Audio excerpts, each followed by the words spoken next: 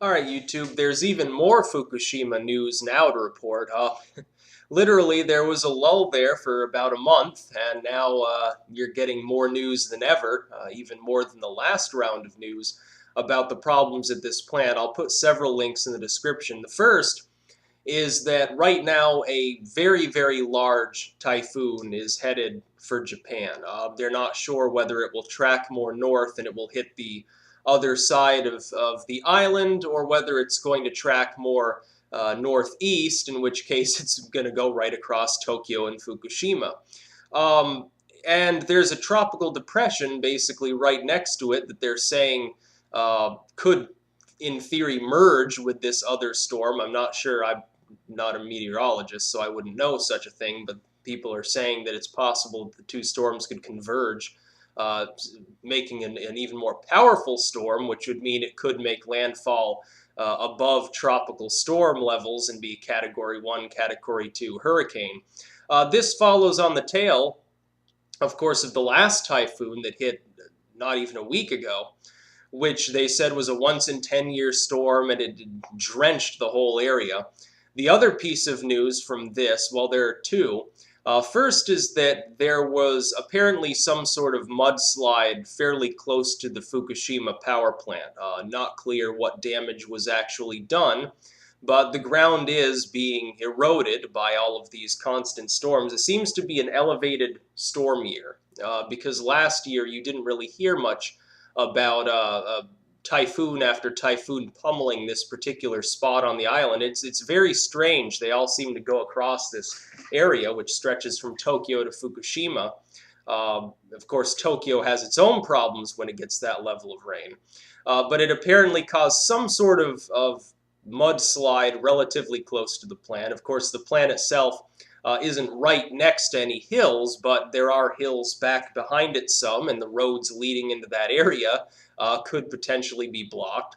Now you've got another typhoon headed for it within the next 24 to 48 hours. You'll start seeing clouds begin to form over that region, and then soon after you'll have drenching rain potentially if it actually hits the area. The other thing is they underestimated the amount of rain that was going to fall, TEPCO did, at the Fukushima plant. They underestimated the amount of rain that was going to fall, and apparently there were 12 different locations on the site where water was flooding these barriers that they've set up, because the water around these storage tanks is from mildly to moderately radioactive. Apparently at 12 different locations it was spilling out, because TEPCO only has the ability to pump so much of this contained fluid, some of which I'm presuming is the result of leaks from the storage tanks. They're only capable of pumping a certain amount per day because of the limitations of the relatively makeshift design of these pumps that they're using. Well, they underestimated the amount of rain that was going to fall, and some of this water, of course, was all around the plant, and the workers were sloshing around in rubber boots, trying to keep radioactive material from touching their skin. Um, Anyone can see why well, for one thing, if this storm merges with the tropical depression and does become some sort of bizarre superstorm, and dumps even more rain and there's more wind, that the steel bracing around that particular chimney that they've got on site that apparently is coming loose, that could collapse. Cranes could get knocked over. It could peel, could damage the vehicles on which there are actually mounted generators on the backs of trucks, essentially powering the things that are going on at this site. They're all at risk. The roads going into and out of Fukushima could get blocked by mudslides, preventing proper equipment movement and people from moving to and from the area if necessary, if they have to evacuate or put more people there because something's going wrong. The problems at the site just keep mounting up. And you're hearing a lot, and again, because I'm not strictly speaking a conspiracy theorist, I'm more hesitant to label this a result of Fukushima. But there are, well, earlier this year, there was quite a large die-off of sea lions on the west coast, showing symptoms that are similar to radiation exposure. It's not clear. They tested them for diseases. No diseases were apparently found. You'd think logically the next step would be to test for, oh, did they eat radioactive fish? Apparently they either didn't do that or didn't release the results to the public. I wonder why. There have been several oarfish, which are extremely deep-sea dwelling, extremely rare fish that have washed up on the shores, I believe, of California. This is an extremely rare event when an oarfish washes up. They inhabit the very deepest depths of the ocean. They're extremely large serpentine fish, and you've got two washing up in less than a week. It does seem rather strange. Again, no way to tell for sure if it's linked to Fukushima in any way. It could be that radioactivity is fucking with ocean ecosystems. But because the governments of the Western world fund most of the places that would have the ability to test for radiation, if they didn't want us to know that this was the cause of this die-off, they wouldn't tell us. But yes, there is another typhoon scheduled to make landfall in Japan. If things go well, hopefully it will track the other direction and it won't actually get near the Fukushima area. It'll still bring high wind, relatively speaking. It'll still bring high wind, some rain, but it wouldn't, completely destroy the area. The problem is you keep having typhoon after typhoon in an area where they're already pumping it full of water. There are barriers preventing some of that water from getting back out. And they're running out of storage space because every time one of these typhoons comes through, they do have to pump this into the storage tanks. They estimate the amount of rain that's going to fall, and they say, well, we need to pump about that same amount back out to prevent it from spilling because of the contamination in these pools around the storage tanks.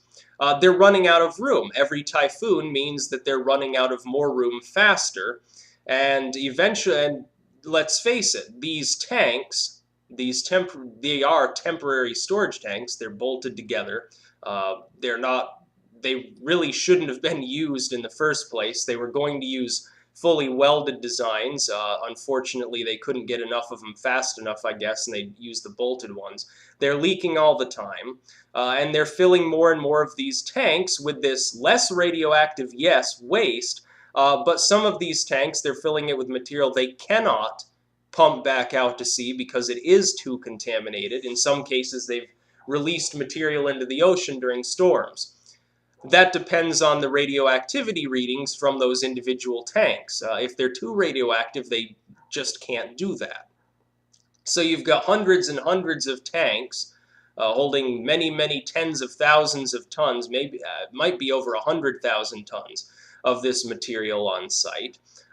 You've got continual weather problems, and again, it was pointed out not long ago that during the winters at this site, because of cold weather, these unshielded pipes sometimes burst. The ones that are controlling water going into and out of the reactors, the ones that keep them cool to prevent them from steaming off the water and catching fire or doing something else that's crazy. You've got all the hallmarks of a badly managed situation here. And the media largely ignores the issue. Number one, because I'm sure that their government handlers have told them, oh, we don't want the public hearing too much about this. And number two, it's not as exciting. Unless one of these buildings actually blows its top, like Unit 3 did, when they're transferring the fuel rods or whatever, unless something like that happens, it's simply less exciting than Miley Cyrus twerking or the government shutdown or any of these other things that people are so focused on. The problem being, if we read into these signs that we're seeing a little bit, die-off of fish, radioactivity readings on the West Coast certainly, and we do a little bit of elementary reasoning and a little bit of elementary math and compare this situation to Chernobyl, we see that the amount of radioactivity released directly into the Pacific Ocean, plus continued release, 300 to 400 tons of contaminated water a day, sometimes more, depends on the weather, they're not sure. If we read into that, we can see, yes, there is the potential for problems in the ocean, first and foremost. The mismanagement of the site in all aspects could contribute to additional problems on land, number two. Number three, the moral turpitude with which TEPCO is operating right now. with workers being supposedly overworked, underpaid. Some of these people, it's been claimed that some of these people are essentially going without pay because TEPCO simply doesn't have the funds to pay them. The complicity of the government of Japan in largely ignoring the issue, telling people that it's perfectly okay, that there's nothing to worry about, and the complicity of other Western governments too, saying, well, the level of radioactivity released is inert, it's not going to hurt you. That depends on your own lifestyle choices. If you're eating a great deal of Pacific caught seafood, it probably is harmful to you. If you're drinking a great deal of milk that comes from Washington State, they have found cesium in that milk. It's going to keep building up. The cows excrete it into the milk. That could cause a problem because, of course, and I said this in a previous video, where does most of that milk go? It goes to babies and little kids that are more affected by radiation. These aren't complicated issues. You don't need a PhD in nuclear physics to understand these things, or a PhD in cancer-related medicine or something. You don't need any specific training at all. It's a little bit of common sense.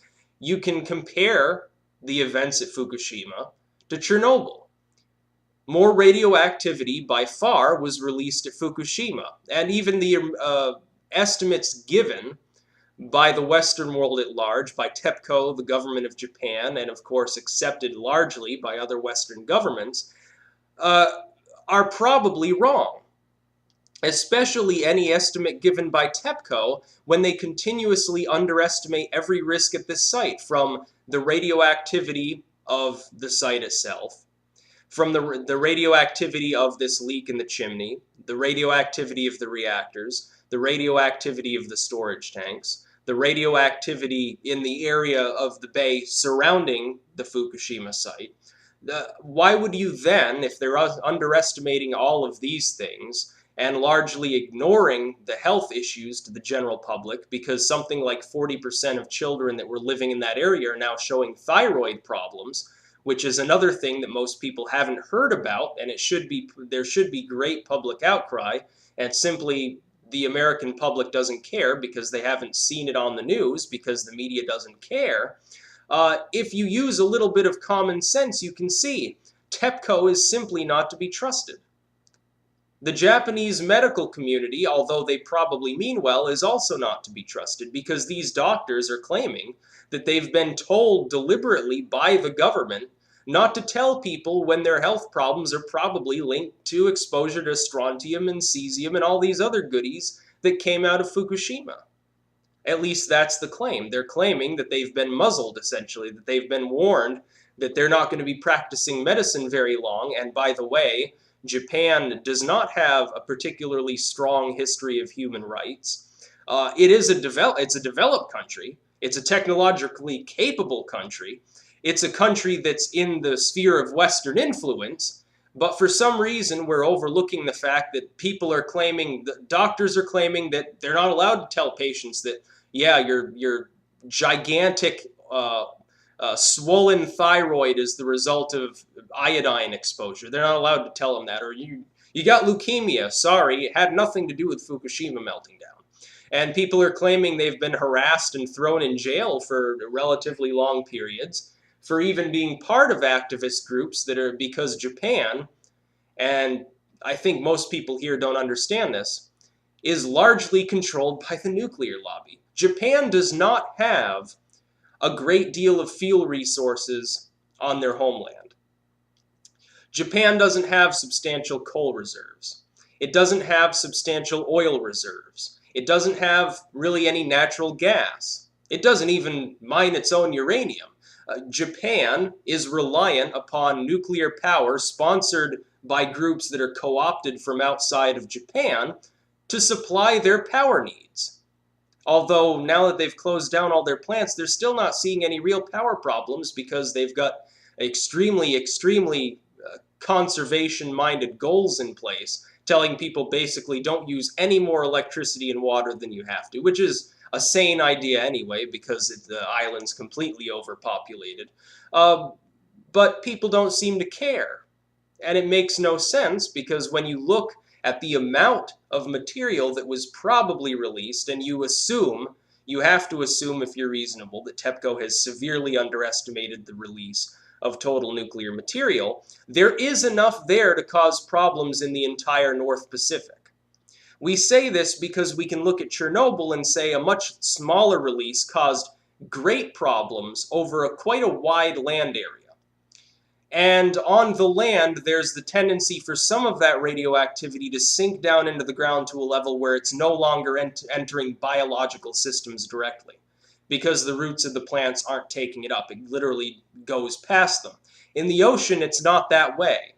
The plankton and the coral and all of these things filter water as it goes by and trap every particle that goes through it that isn't H2O or salt, for Christ's sake. They're sequestering this radioactive material. Then, the coral dies because it's too radioactive and stops functioning. Some bottom feeder comes along and nibbles up all the dead coral, or crustaceans or whatever, and it just keeps going back into the biological systems. It's bioaccumulation. It's more potent. This is my own belief. It would be more potent in the ocean than on land, simply because the radioactive particles are not sinking down into the muck only to be forgotten forever because of the volatility of the environment in which this radioactive material is found. There was that one article by the Australian yachting, the dude who had a yacht, he was going out on his usual cruise from Australia to Japan and all around the Pacific, because he likes to do that, saying there was debris everywhere, presumably from the tsunami washing things out from Japan on that fateful day. That there were fish with tumors and shit, that there were all sorts of dead fish, and that the area was being overfished anyway, but that a lot of this, they said they saw a whale with a giant tumor on its head. No way to verify it, but presumably it's possible, given the level of radioactivity that is entering into the type of species that a whale would normally eat. It's self-explanatory. It's self-explanatory that this is going to cause problems. You have to be a fool to think that it's not going to fuck something up when you've got that level of radioactivity not only in Japan fucking with people, but also out at sea that is totally screwing with sea life. It just makes sense, and as this next typhoon approaches, you're probably going to see more strontium and tritium and all this stuff in the groundwater spiking, sloshing out into the ocean. You're going to see these tanks flood. You could see anything could suddenly fall over as the result of soil liquefaction, and TEPCO just sits by with its thumb up its ass and does absolutely nothing. Because my other prediction is this: they're simply managing the site into failure.